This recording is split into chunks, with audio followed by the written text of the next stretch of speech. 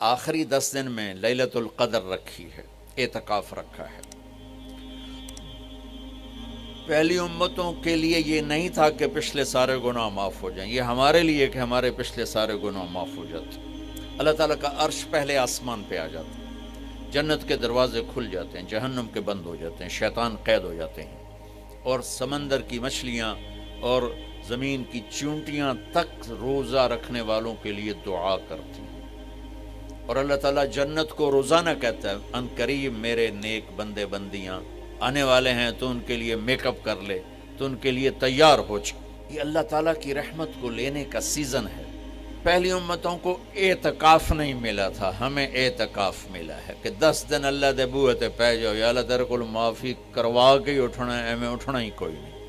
تو جو دروازے پہ آ جاتا ہے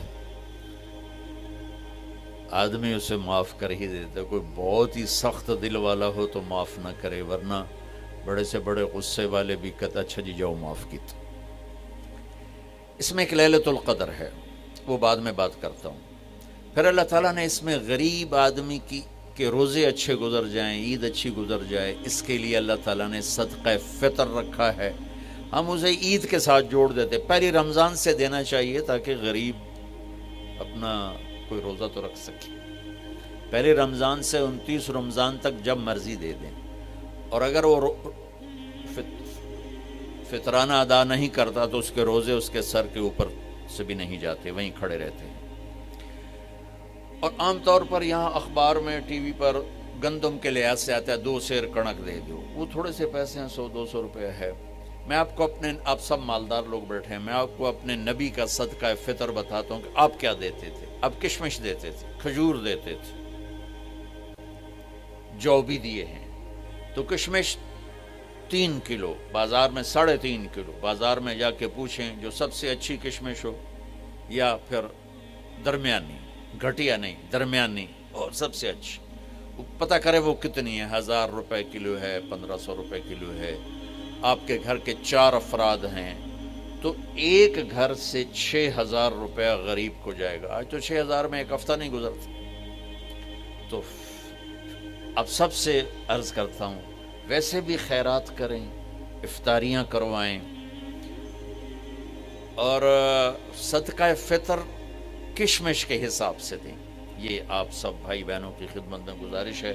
اللہ نے آپ کو رزق دیا، خرچ کریں، یہی آپ کے ساتھ جائے گا، باقی سارا ادھر ہی رہ جائے گا۔ لیلۃ القدر، انا انزلناہ فی لیلۃ القدر وما ادراک ما لیلۃ القدر لیلۃ القدر خیر من الف شہر تنزل الملائکۃ فیہا باذن ربہم من کل امر سلام ہی حتی مطلع الفجر۔ ہم نے قرآن کو لیلۃ القدر میں اتارا، تمہیں کیا خبر کہ لیلۃ القدر کیا ہے؟ لیلۃ القدر 1000 مہینوں سے بہتر ہے۔ اس میں فرشتے اترتے ہیں اور یہ صبح تک رہتی ہے۔ لفظ قدر عربی میں اس کا ایک مطلب ہے قیمت۔ سبحان اللہ۔ تو اللہ نے کہا میں تمہیں بتاؤں، آپ سب تاجر بیٹھے ہو، لیلۃ القدر کی قیمت کیا ہے؟ 1000 مہینوں سے بہتر ہے، 1000 مہینوں سے بہتر ہے۔ اب 1 روپے پر 1000 نفع لے سکتے ہیں؟ دنیا میں کوئی ایسا کاروبار ہے؟ جو ہیروئن بیچتے ہیں وہ بھی نہیں لے سکتے۔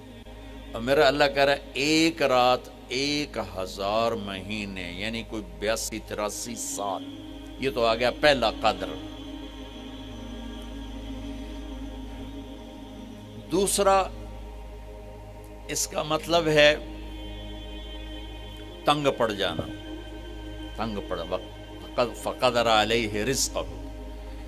تو تنزل الملائکۃ فیہا، تنزل الملائکۃ والروح فیہا، کہ اس رات اتنے فرشتے اترتے ہیں کہ زمین تنگ پڑ جاتی ہے۔ سبحان اللہ، اتنے فرشتے آتے ہیں زمین تنگ پڑ جاتی ہے۔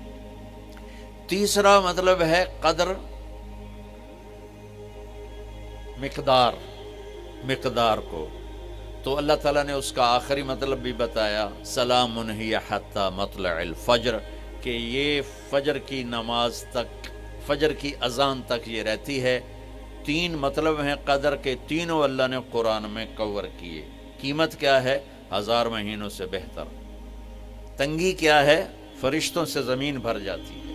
مقدار کیا ہے؟ صبح صادق۔ لیلۃ القدر 27 کی نہیں ہوتی، 21، 23، 25، 27، 29۔ اب یہ 5 راتیں جاگنے چھٹ، آپ لوگ تو ویسے رات کے بادشاہ ہو، جاگ لو۔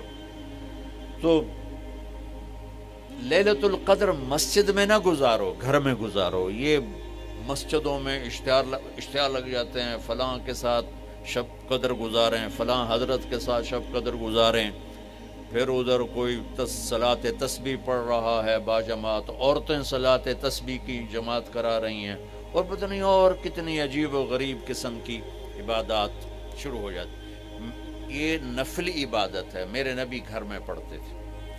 آپ نے اشراق کے سوا ہر نفل گھر پڑھا، ہر سنت گھر میں پڑھی۔ تو آپ لیلۃ القدر کو یہ مستورات بھی آپ بھی اکٹھے ہو کے نہیں منانا، الگ الگ مصلی بچھا کر اپنے اللہ سے رونا دھونا کرو، اپنے اللہ کو منانا کرو، میں بھی کروں، آپ بھی کریں۔ نوافل کی جیسے ابھی شب برات گزری تو اشتہار تھے، میں جا رہا تھا ادھر غلام آباد میں ایک جنازہ ہو گیا تھا، تو اشتہار فلاں حضرت کے ساتھ شب برات گزاریں، فلاں مسجد میں شب برات گزاریں، فلاں جگہ شب برات گزاریں۔ بھائی وہ گھر میں منانے کی ہے، مسجد میں نہیں۔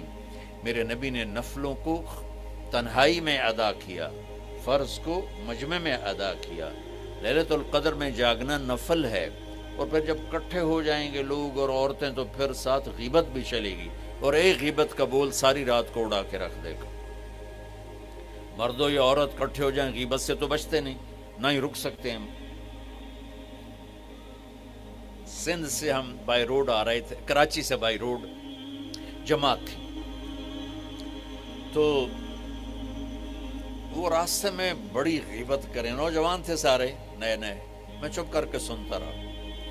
جب کوئی 2 دن گزر گئے نا تو ہمارے پاس بڑی وین تھی، میں نے کہا بچوں ایک نصیحت کرتا ہوں، غیبت نہ کیا کرو، مذاق کرو، ہنسا کرو، کھیڑا کرو، غیبت نہ کرو۔ تھوڑی سی میں نے اس پہ بات کی تو بڑے متاثر ہوئے، کہا جی ٹھیک ہے انشاءاللہ آئندہ بالکل نہیں کریں۔ کوئی آدھا گھنٹہ گاڑی میں سناٹا رہا، آدھے گھنٹے کے بعد ایک بولے مولانا یہ غیبت نہ کری تو پھر گلاں کی کریے۔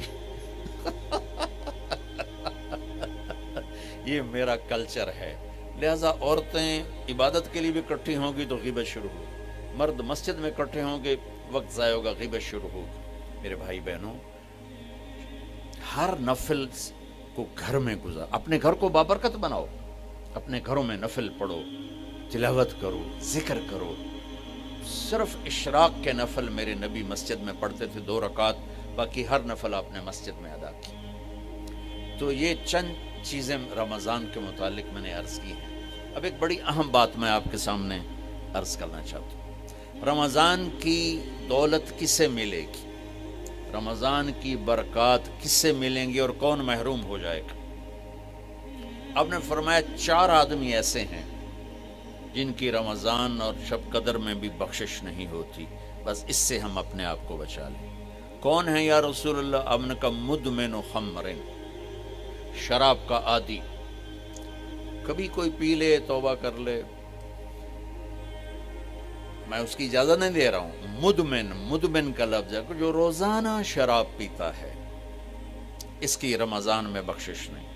عاق لوالدیہ، جو ماں باپ کا نافرمان ہے، اس کی بخشش نہیں۔ قاطع الرحم، رشتہ داروں سے لڑنے والا، اس کی بخشش نہیں۔ المشاحن، دل میں بغض رکھنے والا، اس کی بخشش نہیں۔ ہر وہ چیز جو میرے آپ کے لیے نقصان دے اللہ نے حرام کر دی، ہر وہ چیز جو میرے آپ کے لیے مفید ہے اللہ نے حلال کر دی۔ سود حرام کر دیا۔ ہماری پاکستان کی معیشت نہیں، پوری دنیا کی معیشت ڈوبی پڑی ہے، سارے ملک قرضوں پہ چل رہے ہیں، سود نے پوری دنیا کو تباہ کر دیا۔ تو میرے اللہ تعالیٰ نے، آپ دیکھتے نہیں، میرا اللہ کہتا ہے فَأَذَنُوا بِحَرْبٍ مِّنَ اللَّهِ وَرَسُولِهِ، اگر سود نہیں چھوڑو گے تو میرے اور میرے رسول مل کر تمہارے خلاف جنگ کریں گے۔